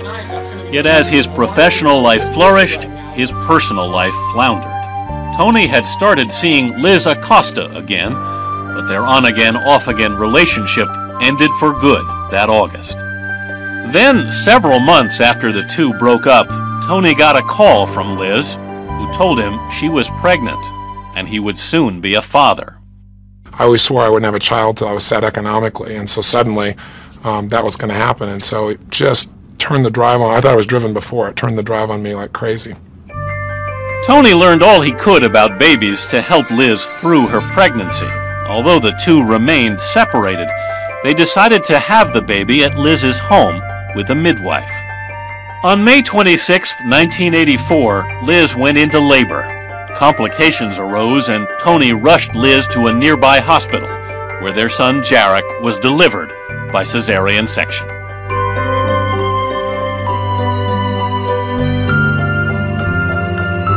Despite his estrangement from Liz, he wanted to spend as much time as he could with Jarek. he was determined to be as good a father as Jim Robbins had been.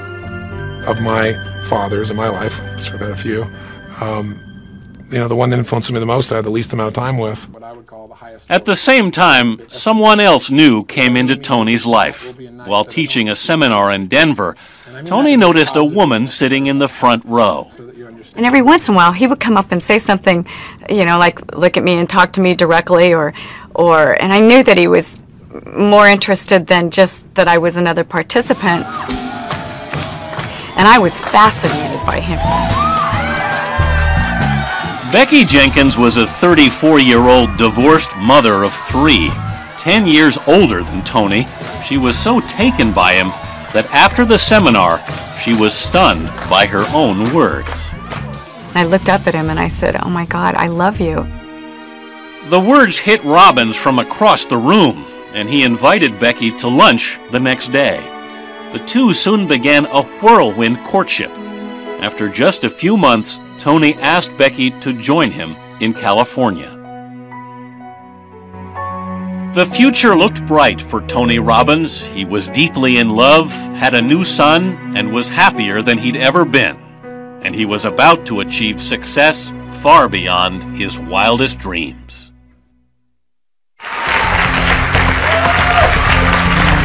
My name is Tony Robbins. By 1984, 24-year-old Tony Robbins was on the rise, reinventing himself as a self-help guru. What I want you to do is the following. I want you to walk up to someone and say, "Hi, my name is, my greatest fear is..." He was living the American dream and profiting from showing others how they could too.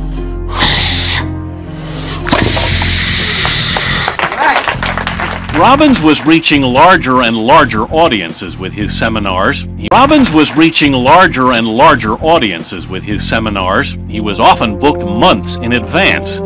In May 1984, he was invited to appear on national television. Would you all welcome Tony Robbins? Tony, glad to have you here. Thank you. He called me and said, "You need to fly out to California because I'm doing the Merv Griffin show, and I'd love to have you be on the show. And at the end of my segment on the Merv Griffin show, we're going to go out into the lot in the back of the studio and do a fire walk." The appearance drew more attention, as did a profile of Tony in Life magazine. Attendance at his seminars continued to soar. It's pretty hard to have a great relationship with yourself when you got mixed goals. A person says, "Yeah, I want to be a multimillionaire and I want to sleep till noon." Yeah, that really works. Yet all this success appeared to go to his head. He bought himself a castle near San Diego, which cost a then astounding $1.6 million. It was far beyond his means. He bought the castle, but he didn't have any money to furnish the darn thing. I mean, here you are in 10,000 feet with, you know, apartment-style furniture and boxes and wooden crates to stack your stereo on. Tony's mortgage payment was a whopping $14,000 a month. The kid who always managed to get what he wanted now had to find a way to pay it off. In the beginning, when we had nothing and no money and barely eked out enough to pull together and make the house payment, we all celebrated every time we made a house payment. His worries ended when Robbins met a literary agent at a seminar. She was convinced that his message had broad appeal. Tony agreed, and with her help, published a book. Unlimited Power turned Tony into a publishing phenomenon. The book soon became a bestseller and was translated into 13 languages. But he still wasn't content, and what he wanted was much closer to home. Tony and Becky had been together for a year and a half, and on November 16, 1985, they were married in a lavish ceremony at their castle. It was just your classic storybook wedding. He was the knight in shining armor. They really did have all the doves flying out. I mean, it really was storybook. Disney couldn't have done it any better. Inheriting a family was not easy. Suddenly, Tony was now a father to Becky's 3 children, who ranged from age 17 to 6. Tony had me all to himself for a few months before the kids moved in. It was like, whoa, you know, the honeymoon period is over, and all of a sudden it's not just you and me, it's all of us together. And, you know, what do you mean you have to go to bed early because you have to get the kids up for school in the morning? You know, I had 3 instantly, and that was a challenge because I was 24 years old and I had a 17-year-old son. You know, that was the biggest one. The younger two, and the younger three, I should say, was, you know, felt more normal and so forth, but it made me grow up again, you know, just had to. By the late 1980s, Tony's schedule was packed. It seemed as if Tony Robbins and his high-energy style were everywhere. Wake your body up again, wake it up, here we go, wake it up. How many of you in this room know somebody who should change their life? I have people all the time go, life is so boring, man. By making it fun, by making it engaging, by making it interesting, by making it humorous, by bringing music, it makes it memorable. The tools stick. About the same time, a controversial new law was transforming commercial television. Advertisers were no longer limited by how much airtime they could buy. Soon, late-night channel surfers were introduced to infomercials masquerading as television programs. Tony Robbins got the message. In 1989, he filmed his first infomercial. I challenge you to really make your life the way you want it to be. Take action now. Football great Fran Tarkenton was brought on to endorse him and his products. This latest sales tool proved that if you could sell hair care and kitchen gadgets, you could also sell Tony's secrets to success. Overnight, so many people knew him, and they would recognize him. And overnight, our business leaped also, because now more people were buying books, more people were going to seminars, and we would have, before 500 people at a seminar, now we had 1,000 people at a seminar. In 1991, Robbins published a second bestseller, Awaken the Giant Within. By the mid-1990s, Tony's message had made him a multi-millionaire, and he was hobnobbing with presidents and heads of state. He also added another title, Motivational Coach. Sports pros came calling for advice, including basketball's San Antonio Spurs and 1994 U.S. Open champion Andre Agassi. Ready? Now! Boom. Just like that. That's it. Good. That's it. That's it. Good. Good. Good. Feel it. Really feel it. Tony was also becoming part of the Hollywood scene.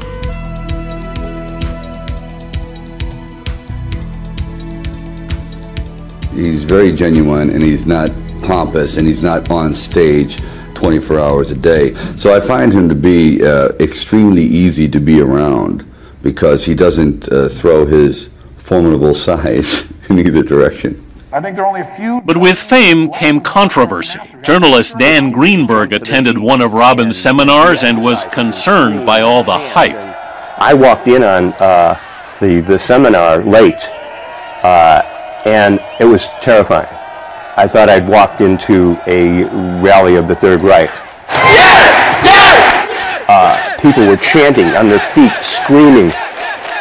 It wasn't just the crowd hysteria that bothered Greenberg. He also questioned the values Tony espoused. Why does he have to tell me about all the things he owns, all the houses he owns, and all the airplanes he owns? Greenberg was not alone in his criticism. Others challenged the benefit of the seminars themselves.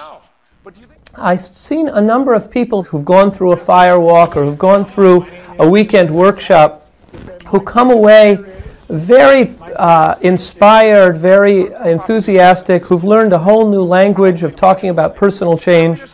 So they start to feel, if within a month of doing a Tony Robbins seminar, that they haven't doubled their income, or if they haven't manifested the perfect relationship in their life, or they haven't transformed their living situation, or whatever it might be, they tend to think of it as a personal failure. It does feel like a big problem when you feel like your lifetime work is being attacked. What I've learned and what my belief is that if you help enough people and you keep on doing it, the truth will come out. The truth isn't that you're perfect for everybody, but the truth is you got something of value. Not only was there debate over Tony's seminars, he also had legal troubles. In 1991, he was sued in California, Texas, and Georgia. Robbins had sold seminar franchises and charged tens of thousands of dollars for the right to use his tapes and hold seminars. The lawsuits claimed that Tony's company had misrepresented the potential profits from the franchises.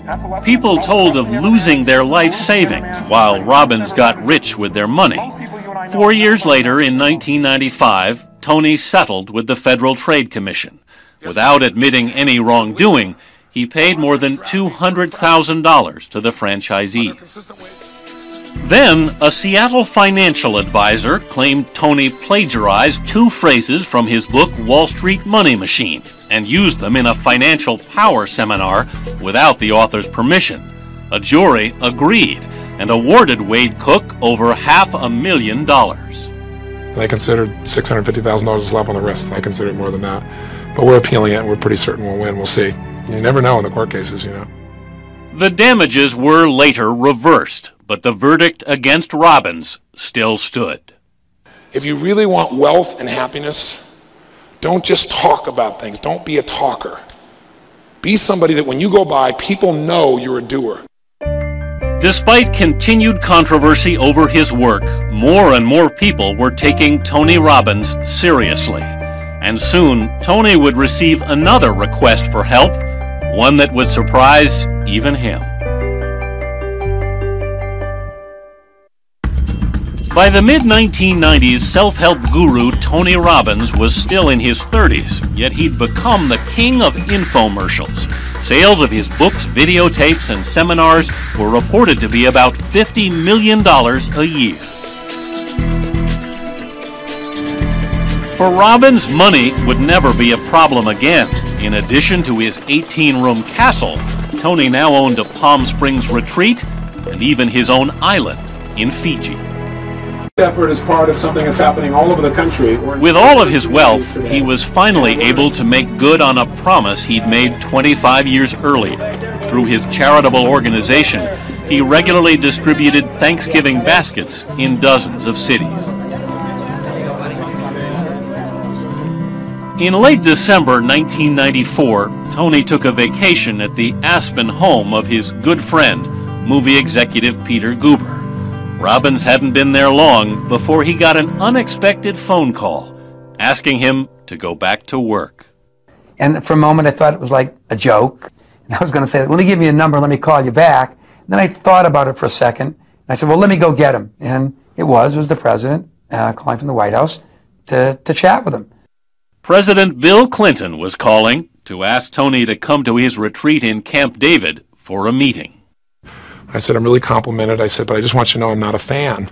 You know, I said, I don't want to be disrespectful in any way because I'd be honored to serve you, but I'm not a fan. So if you're looking for somebody who believes everything you believe, you got the wrong guy. And he was fantastic. He said, no. He said, I need to hear a fresh point of view. Tony met with the president along with author Stephen Covey. Although Robbins remained closed-mouthed, press reports say the 3 men talked about Clinton's objectives for the new year. By the end of 1997, Tony was receiving up to $160,000 a day for speaking engagements and getting million-dollar retainer fees for advising high-powered clients. He also signed an exclusive deal with America Online to take his message onto the internet. But if his business was hugely successful, he still had his critics. You also have to be aware that people's whole lives don't tend to change over the course of a weekend. Personal success is not defined by whether you have your own island or not. Privately, Tony had his sorrows. Just after Christmas, he lost an important figure in his life when his stepfather, Jim Robbins, died of a connective tissue disorder. Despite his grief, Tony kept a scheduled New Year's appearance on The Larry King Show after the funeral. I honestly came on rather than canceling because you were his favorite show without exception. He loved the fact you were so involved in baseball. And also, as an adult, Robbins had come to fully understand his early tumultuous years with his mother. My childhood was difficult, there's no question. It was challenging. It was also immensely rewarding, and I owe my mom the most out of that because while there were tough times between us, no question about it, and things I thought were unjust, she loved me. We've had our